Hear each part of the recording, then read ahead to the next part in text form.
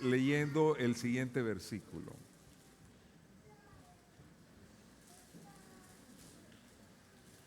A veces esto pasa, no todo el tiempo, pero aquí vamos. Ok. Vamos a empezar leyendo Lucas 10:25. Dice así la palabra de Dios. Y he aquí, un intérprete de la ley se levantó y dijo, para probarle, Maestro, ¿haciendo qué cosa heredaré la vida eterna? Vamos a inclinar nuestro rostro y oremos. Señor, gracias te damos, Dios mío, por tu bendita palabra, Señor, y te pedimos, Dios, que tú en el día de hoy nos hables, Dios, a lo más profundo de nuestro corazón. Porque, Señor, ese es nuestro anhelo. Amén, amén. Bien, en el día de hoy vamos a continuar una serie que hemos titulado Principios para la vida cristiana. Y hasta ahora hemos examinado dos de estos principios.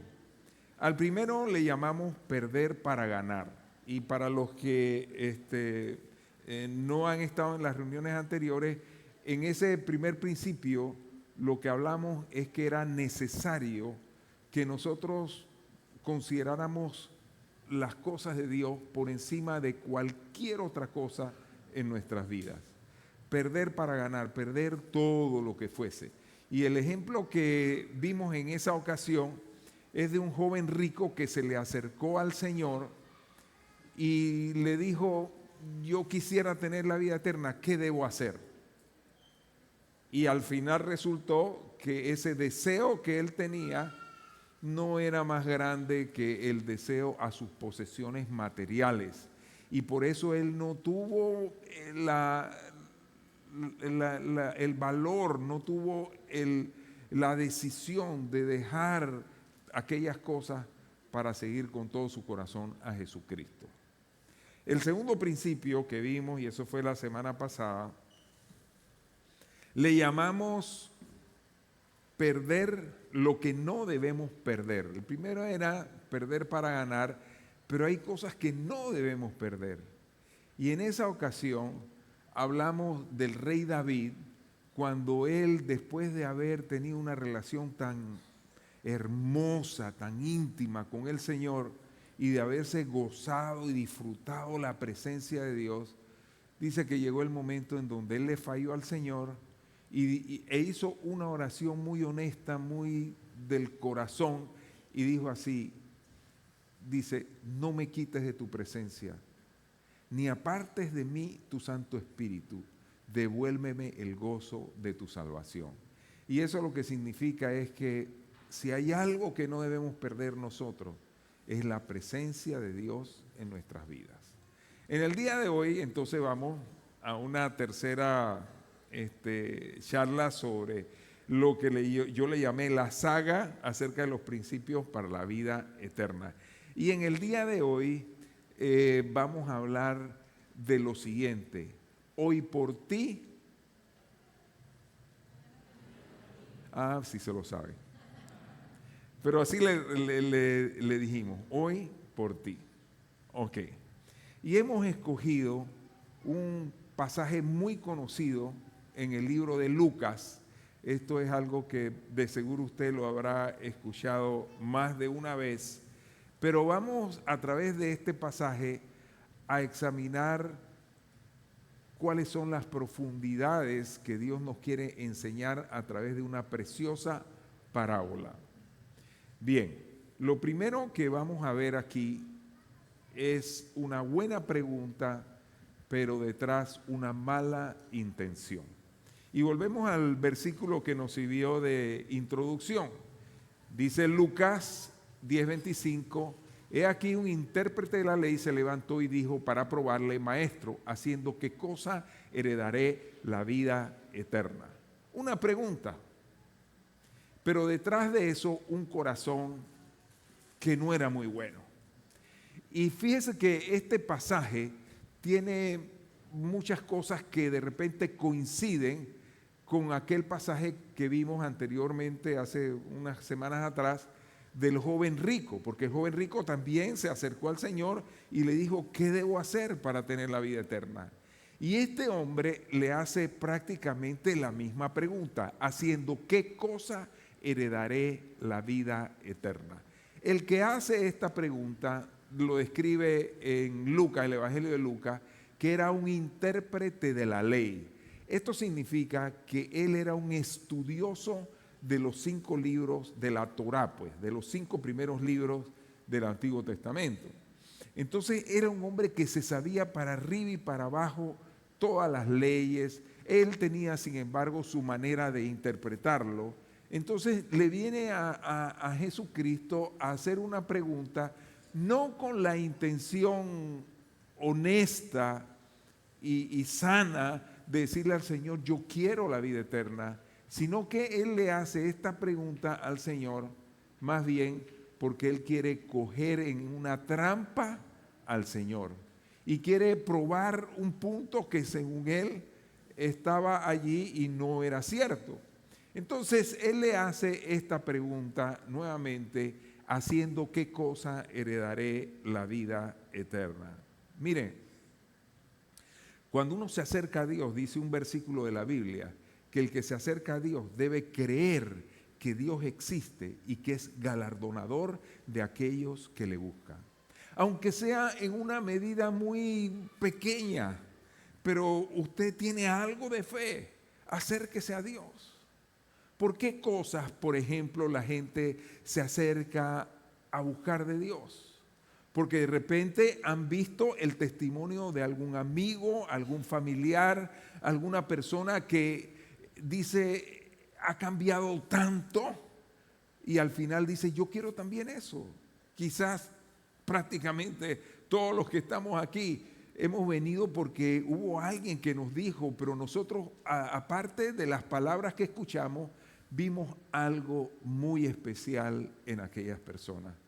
Mire que a través de los años nosotros hemos visto cómo las personas vienen a Cristo, por ejemplo, cuando hay un familiar que acepta al Señor. Hemos visto casos, ¿no? Yo recuerdo ahora una anécdota de un hombre que dice que él pues tenía a su esposa tenía 1000 problemas, entre eso tenía adicción al licor y cuantas cosas. Y él era un hombre endurecido y él decía, Dios no existe, no quiero saber absolutamente nada de Dios. Pero dice que este hombre, ¿cómo era? Su esposa llegó un momento en que ella conoció a Jesucristo de una manera personal. Porque no es cuestión de que usted sepa intelectualmente quién es Jesús. Usted tiene que experimentar a Jesús en su vida. Pero fue tan drástico el cambio en aquella mujer que dice que ese hombre que una vez el pastor había llegado tratando de llevarle la palabra y lo rechazó, dice que él por sus propios pasos llegó a aquel lugar de reunión y dijo así, yo quiero conocer al Jesús que ha conocido mi esposa, porque ella cambió totalmente. Así que yo no sé, el joven rico, algo así debió haber sucedido cuando se acercó a Jesús, pero no. Este hombre no vino porque él tuviese deseos de conocer el reino de los cielos. Entonces era una buena pregunta, pero con una mala intención. Lo segundo que vamos a ver en el día de hoy es entender cuál es el verdadero propósito de la ley. Este hombre era un hombre muy estudioso, era un experto en el Antiguo Testamento, en la ley. No había mandamiento que él no se supiese, él tenía su interpretación particular, pero entonces dice en Lucas 10:26 que él le dijo, Jesús le respondió, dice así, ¿qué está escrito en la ley? ¿Cómo lees? Y aquel hombre respondió y dijo, amarás al Señor tu Dios con todo tu corazón y con toda tu alma y con toda tu fuerza y con toda tu mente y a tu prójimo como a ti mismo. Y le dijo el Señor Jesús, bien has respondido, haz esto y vivirás. Ahora, el Señor en esta ocasión, cuando Él le dice, ¿qué debo hacer para tener la vida eterna? Le dice, bueno, ¿qué es lo que dice la ley? Y quizás uno leyendo muy rápido pudiera entender que el Señor le estaba diciendo, uno puede tener la vida eterna guardando los mandamientos, guardando la ley. Entonces, por eso el Señor Jesucristo lo enfrenta ante su realidad. Él era un hombre no solamente conocedor de la palabra de Dios, sino que en sí él estaba muy orgulloso de lo que él conocía y de su estilo de vida.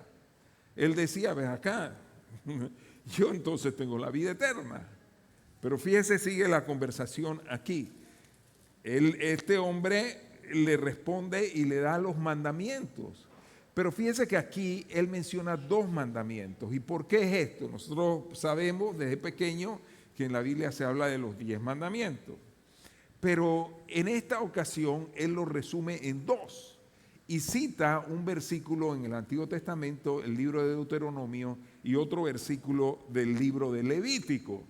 Y lo resume de la siguiente manera: amarás al Señor tu Dios con todo tu corazón, con toda tu alma y con todas tus fuerzas y con toda tu mente. Ese es el primer mandamiento. Y el segundo que él explica dice aquí, y a tu prójimo como a ti mismo. En el caso del joven rico, también dijo básicamente lo mismo. Él dijo una lista de los mandamientos que el Señor le recordó en aquel momento. Y ese joven rico falló en uno de los 2. ¿Cuál fue ese? Él no amaba a Dios sobre todas las cosas. Él amaba más sus riquezas, el que dirán de mí, la opinión de las otras personas, en fin, lo que fuese, pero él no amaba más a Dios que sobre todas las cosas. Pero en este caso, este hombre se le acerca a Jesús y Jesús lo quiere enfrentar con otra realidad.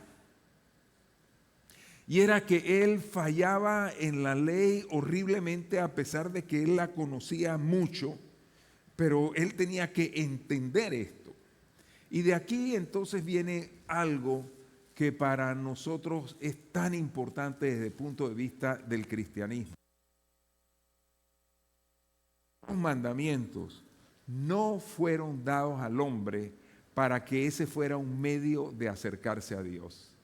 ¿Sabe para qué Dios nos dio la ley y los mandamientos? Para que nosotros nos examináramos y nos diéramos cuenta que es imposible guardar todo lo que la ley dice. En otras palabras, la ley estaba ahí como si fuese un espejo en donde nosotros pudiéramos vernos y darnos cuenta lo tanto que le fallamos a Dios. Por más que yo quisiera guardar cada uno de esos mandamientos, sería imposible. Eso era lo que el Señor quería explicarle a este hombre que era un experto en la ley, que le hizo esta pregunta. Y eso es, hacia allá es que él lo lleva. La respuesta de aquel hombre fue la siguiente: ¿quién es mi prójimo? Fíjese lo que dice Lucas 10:29. Pero él, queriendo justificarse a sí mismo, dijo a Jesús, ¿y quién es mi prójimo?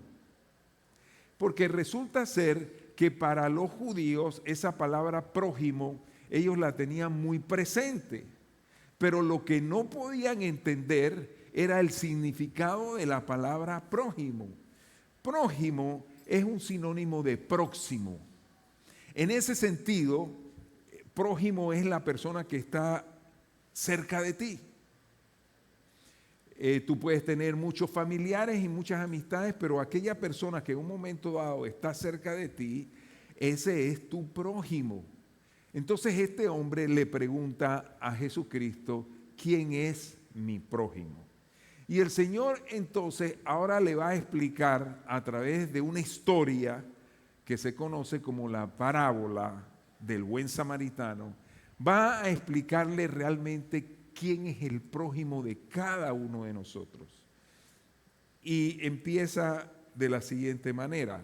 Dice, primeramente, él habla de los personajes en esta historia. Vamos a ir viendo cada uno de esos personajes. El primer personaje es un hombre que estaba herido. Lucas 10:30, respondiendo Jesús, le dijo, un hombre descendía de Jerusalén a Jericó y cayó en manos de ladrones, los cuales le despojaron e hiriéndole se fueron y dejándole medio muerto. Algunos opinan que este hombre tenía que ser un judío, la Biblia no dice que lo era. Quizás los que piensan que era un judío es porque dice que venía de Jerusalén a Jericó. Esa era una ruta que los judíos usaban mucho. Pero lo interesante es que este hombre en su viaje fue asaltado por ladrones y ahí quedó, herido, muy mal herido. Entonces sigue el Señor Jesucristo con el segundo personaje en su parábola. Dice así, Lucas 10:31 dice así, aconteció que descendió un sacerdote por aquel camino y viéndolo pasó de largo. Cuando el Señor Jesús se refiere a un sacerdote, se está refiriendo a un sacerdote del templo judío. En ese tiempo no había sinagoga, era el templo judío. Y ese sacerdote era un hombre supuestamente de Dios. Un hombre que no solamente conocía la palabra de Dios, sino que él guiaba a todo el pueblo para que siguiera adorando y sirviendo a Dios. Ese es el segundo personaje. Un personaje que su vida debía ser un ejemplo de una persona que se dedica al Señor y que hace las cosas como Dios quiere. Ese es el segundo personaje. Vamos al tercero. Dice en Lucas 10:32, dice así, asimismo, un levita llegando cerca a aquel lugar, viéndole, pasó de largo. El segundo era un levita, era un judío que tenía un encargo en el templo también. Él era como un ayudante de los sacerdotes, así que era un hombre que vivía en el ámbito religioso. Pero fíjese qué pasa aquí hasta este momento. Primero pasó el sacerdote y dice la escritura, dice, y viéndolo pasó de largo. Y en el caso del levita que pasó por ahí también, cerca de aquel lugar, viéndole pasó de largo también. Entonces uno se pone a pensar qué son las cosas que hacen que el hombre sea insensible a la necesidad de las personas que nos rodean. A veces es el tiempo.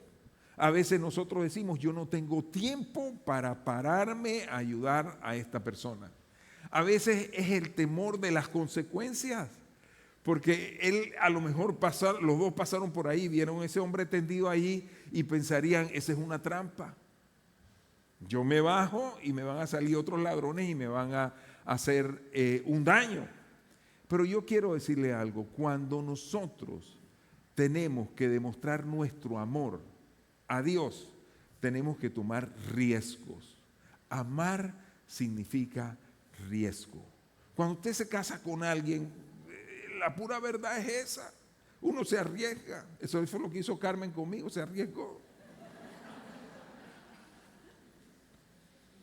Y así ese hombre iba pasando por, esos hombres pasaron por ahí, vieron esa necesidad y bueno, dijeron, no, ahí no me paro.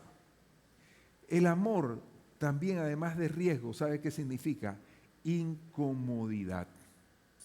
Cuando usted ama a alguien de corazón, usted es capaz de incomodarse por esa persona como sea lo que sea.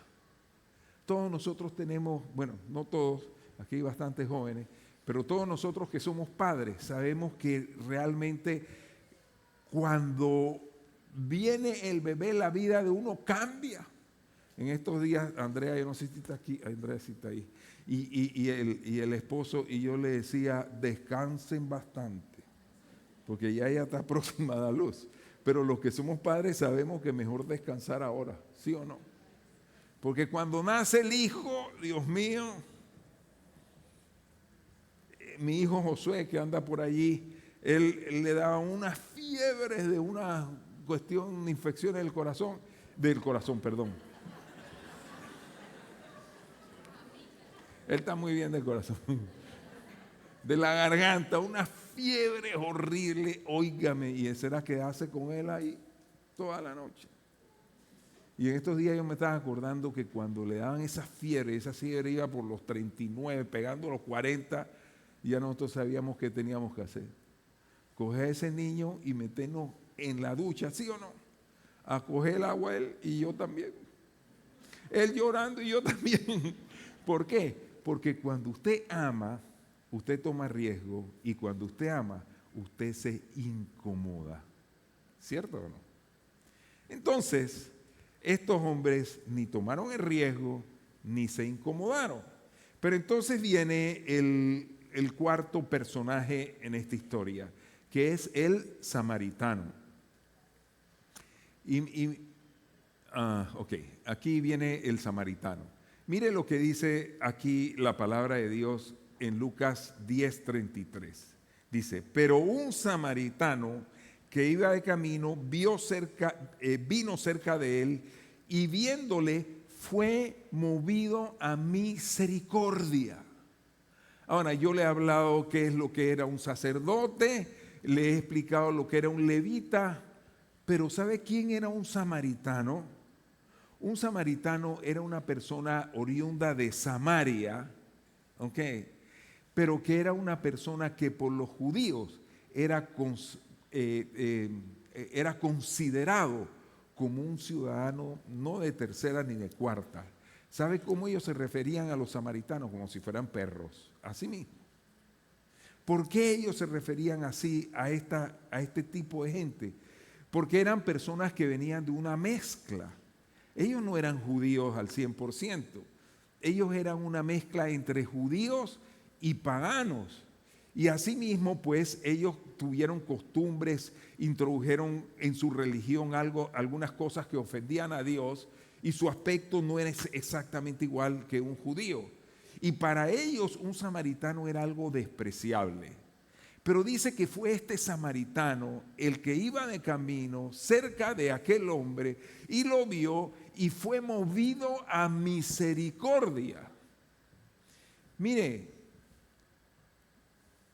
nuestra relación con Dios, los sentimientos que hay en nuestro corazón, es más importante que nuestro aspecto externo, así mismo como es. Y por eso entonces el Señor Jesucristo le dice a este hombre docto y estudioso de la ley, le pone este caso, y él le está diciendo a Jesús, o sea, que él era un hombre que cumplía con el segundo mandamiento que dice amar a tu prójimo como a ti mismo. Pero el Señor entonces le demuestra algo aquí, que no es la religión. Y por eso es que nosotros hacemos tanto énfasis en algo como lo que experimentamos y disfrutamos aquí temprano al inicio de la reunión, y es porque nuestra relación con Jesucristo va allá de cualquier religión. Significa conocerle personalmente, dejar que el Señor haga cambios profundos en la vida de uno. De eso se trata nuestra relación con Jesucristo. Pero sigue diciendo todavía más. En el versículo 34 dice así: y acercándose el samaritano, dice, vendó sus heridas, echándoles aceite y vino, y poniéndole en su cabalgadura lo llevó al mesón. Esa era como si fuera una posada. Dice, y cuidó de él. Por lo que dice ahí, él no se contentó solamente en cuidar, se arriesgó, porque de nuevo, el amor significa tomar riesgo, y el amor significa también incomodarse. Y él hizo esas dos cosas. Él detuvo su cabalgadura, se puso a atender a este hombre que estaba allí. Él no se fijó si era judío o si era de Samaria o si... No, él no tuvo que ver. Él vio allí una persona con necesidad y se acercó y lo atendió. Y dice que luego lo llevó a este lugar y tuvo, dice allí, toda la noche con él cuidándole. Porque dice luego, y cuidó de él. Al otro día, en otra versión lo dice más claro, al otro día, dice, al partir sacó 2 denarios y los dio al mesonero y le dijo, cuídamele y todo lo que gastes de más yo te lo pagaré cuando regrese. Entonces, lo que le dio equivaldría a 2 salarios diarios de un obrero. Eso, César, ¿cuánto sería más o menos ahora? 2 salarios diarios. ¿Ah? 40. $40 por día. Por los 2 días. Oye, le pagan poco, ¿eh? Ok, él sacó dinero. Y dice que se lo dio al mesonero y le dijo, cuídamelo. Y no solo eso, dice, y todo lo que gastes de más, yo te lo pagaré cuando regreses. Sabe que hasta ese punto, ¿sabe qué era lo que el Señor le estaba diciendo a ese hombre experto en la ley? Tú eres un sabio entre los judíos. Tú te conoces todo el Antiguo Testamento. Tú te conoces todos los mandamientos. Pero no sabes lo que significa amar a tu prójimo. Y para terminar, entonces sigue esta historia porque aquí hay una gran lección. Dice en Lucas 10:36, ¿quién pues de estos 3 hombres? Le pregunta Jesús a aquel hombre religioso, ¿quién pues de estos 3 hombres te parece fue el prójimo de que cayó en manos de los ladrones? Él le dijo, el que usó de misericordia con él.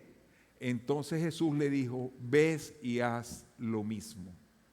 Y en ese momento, lo que el Señor le estaba diciendo a ese hombre que se jactaba de conocer mucho acerca de la palabra de Dios, le dijo, tú conoces mucho, pero te falta vivir lo que la palabra de Dios nos enseña. Aquí el Señor no está diciendo que nosotros vamos a heredar la vida eterna haciendo buenas acciones a la gente que se necesita. Nosotros sabemos que la única manera de llegar a la presencia de Dios es a través de Jesús, del sacrificio que Jesús hizo en la cruz del Calvario. Eso es lo que nosotros estamos persuadidos. Ese se llama la salvación por gracia, gratuitamente. Estas cosas que uno haga de bueno con una persona que tiene necesidad o como sea, más bien es el producto de que nosotros ya hemos recibido la vida eterna. Pareciera lo mismo, pero aquí el orden es tan importante. Primero usted conoce a Dios. Primero usted disfruta de lo que es la salvación que Dios le da. La seguridad de que Dios ha perdonado sus pecados. El gozo de la salvación. Eso es primero. Y después entonces usted, enamorado y agradecido a Dios, usted trata de vivir la vida conforme a como Dios así lo desea. Entonces, este es un pasaje que en todo este pasaje, el Señor lo que nos está diciendo, si tú has recibido la vida eterna, el regalo de la vida eterna, eso es como tú debes vivir, amando a tu prójimo. Ahora, el amor al prójimo tiene una serie de características muy importantes. Y una de esas es que el amor de Dios es sin acepción de personas. Quiere decir que cuando usted ama a Dios y usted pasa por aquel lugar y ve a esa persona herida allí en problemas, usted se detiene y lo ayuda y no para, usted no se pone a pensar de qué país es, o qué religión tiene, o qué aspecto tiene, sino que usted ve ahí un ser humano, un prójimo suyo. Y por eso es la pregunta que le hizo a este hombre, ¿quién de estos te parece que es el prójimo? Dice, del que cayó en manos, y la respuesta dice, de aquel que usó misericordia. Y eso es lo que nos ha llamado el Señor, a tener misericordia. Y esa misericordia va más allá de las necesidades físicas. Nosotros tenemos gente que está a nuestro alrededor, que está padeciendo gran necesidad porque tienen problemas en su vida. Usted conoce personas que están teniendo batallas terribles con las drogas, o personas que tienen matrimonios que están a punto ya de destruirse, o personas que no sé, tienen problemas económicos o como sea. Entonces está de parte nuestra tener misericordia, y la misericordia debe llevar al cristiano a compartir su experiencia de Jesucristo con aquella persona que tiene gran necesidad.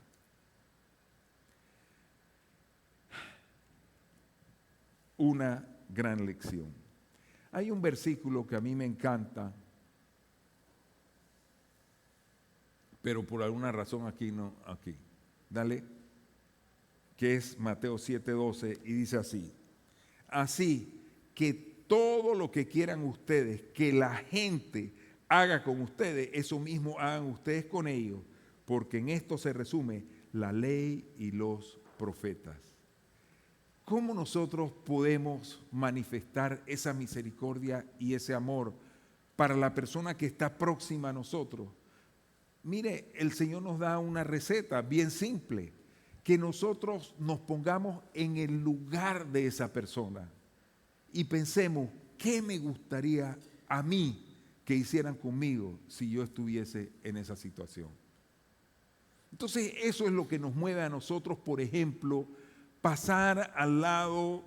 Usted es una persona que tiene un buen nivel académico, usted es una persona que tiene recursos materiales, pero usted le pasa al lado a esa persona sencilla que está ganándose muy poco dinero, ahí trabajando duramente, y usted se detiene y le dice una palabra amable, y usted le muestra el amor de Cristo a aquella persona. ¿De qué otra manera se muestra? Pues también usted conoce a alguien que tiene un grave problema. No deje que pase el tiempo y que esa persona se pierda y que cada vez su vida se ponga peor. Usted deténgase y háblele de las buenas nuevas de salvación. Usted ha conocido a Jesucristo. Jesucristo es lo más grande para usted. Entonces deténgase como aquel buen samaritano y comparta las grandes cosas que el Señor ha hecho en su vida. Yo quiero finalizar y le voy a pedir a los músicos que vayan pasando, por favor.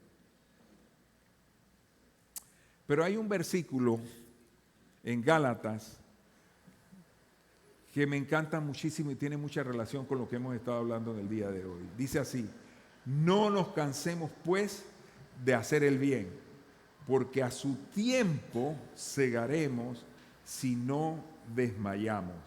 Así que según tengamos oportunidad, hagamos bien a todos y mayormente a los de la familia de la fe. ¿Qué es lo que quiere el Señor? Que nosotros amemos a aquella persona con el amor con que Cristo nos amó, sin esperar absolutamente nada a cambio. Puede ser que usted hoy ayude a una persona que está en necesidad y a veces cuando uno piensa en ayuda, uno piensa en cosas económicas, no necesariamente. Quizás depende que usted tiene que ir y gastarse 2 horas de su tiempo ayudando y orando por una persona que tiene una gran necesidad. Pero lo cierto es que dice la Biblia: a su tiempo segaremos si no desmayamos.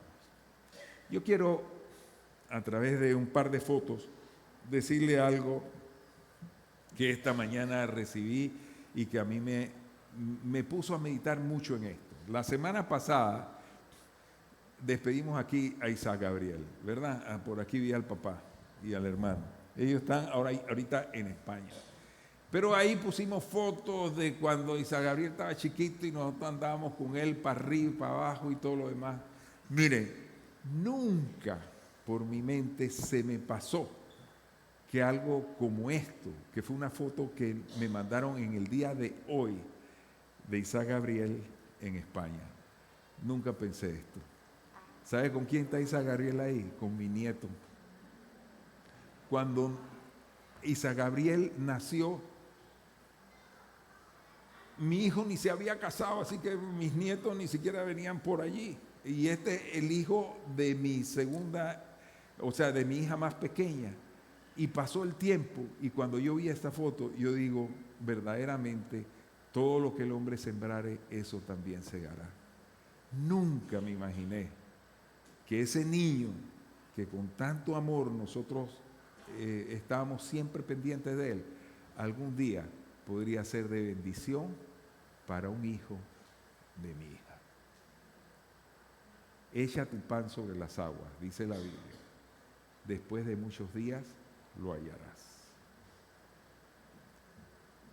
Y con esto terminamos. Vamos a cantar una canción.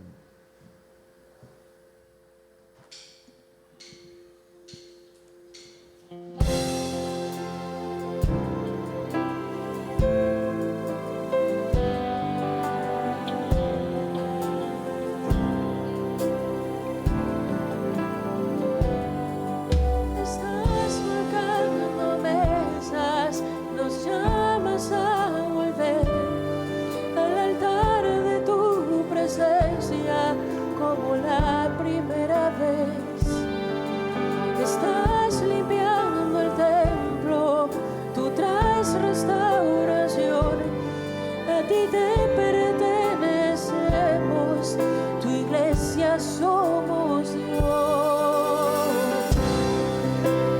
somos tu pueblo. Cántelo con todo su corazón. Tú nuestro Dios, somos tu templo, santifícanos, Señor. Gracias.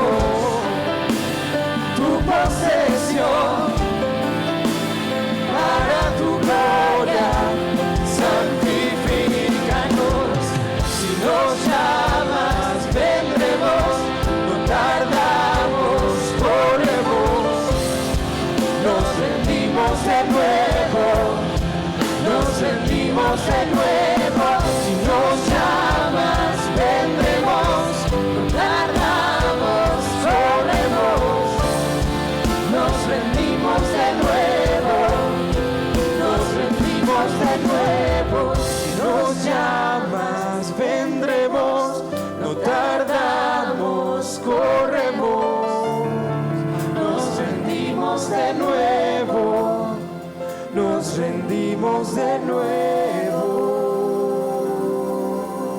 Amén. Bueno, con el rostro inclinado, vamos a hacer una oración. Y vamos a pedirle a Dios que Él tenga misericordia de nosotros. Usted está aquí y quizás inclusive ha venido muchas veces, pero conoce usted la misericordia y el amor de Dios.